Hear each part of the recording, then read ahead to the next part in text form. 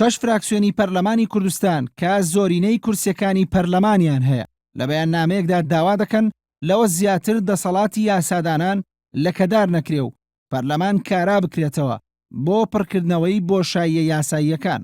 ئەم 6 فراکسیۆنە کە بریتین لە گۆڕان و یەکێتی و یەکگرتوو کۆمەڵ و بزوتنەوەی ئیسلامی و شیوعی بێجگەلەوەی کە خاوەنی 6 کورسی پەرلەمانین بە ڕێژەی لە سەدا 54 سەرۆکی پەرلەمان و سکرتێری پەرلەمانیشیان لەگەڵدایە.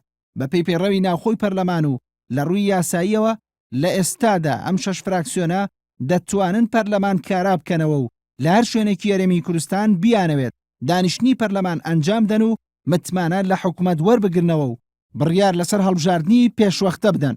بەڵام لەبری ئەم کارانە لە ڕێی بەیاننامەوە داوا لە سەدا 46ەکەی تری پەرلەمان دەکەن کە پەرلەمان کارا بکەنەوە. بەپێی ڕایبەشێک لە چاودێرانی سیاسی بەیاننامەکەی ئەم 6 فراکسیۆنە جۆرێک لە مزایدەی سیاسی پێوە دیارە، چونکە داوای شتێک دەکەن کە لە ڕووی یاساییەوە تەنها بەخۆیان دەکرێت نەک بە بەرامبەرەکەیان. ئەگەر مزایدەش نەبێت ئەوە ئەو کەسانی ئەم بەیاننامەیان دەرکردووە خاوەن بڕیارنین و هەموو ڕای ئەندامانی فراکسیۆنەکانیان لەگەڵدانە. بەشێکی تر لە چاودێران ئاماژە بەوە دەکەن کە ئەم 6 فراکسیۆنە ناتوانن ڕێژەی لە سەدا 51 کورسیەکانی پەرلەمان تەواو بکەن، چونکە نیوەی فراکسیۆنی یەکگرتوو هاوڕانین لەگەڵ ئەم بەیاننامەیە و شێوازی کاراکردنەوەی پەرلەمان.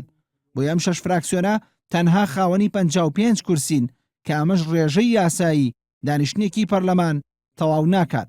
ڕایەکی تریژەیە کە دەڵێت ئەم فراکسیۆنانە نایانەوێت لەمە زیاتر دۆخی سیاسی هەرێم بەرەو دووبەرەکی و درزی گەورەتر ببن، بۆیە لە هەوڵی لێک نزیک بوونەوە و چارەسەردان بۆ گەیشتن بە بڕیارێکی تەوافقی.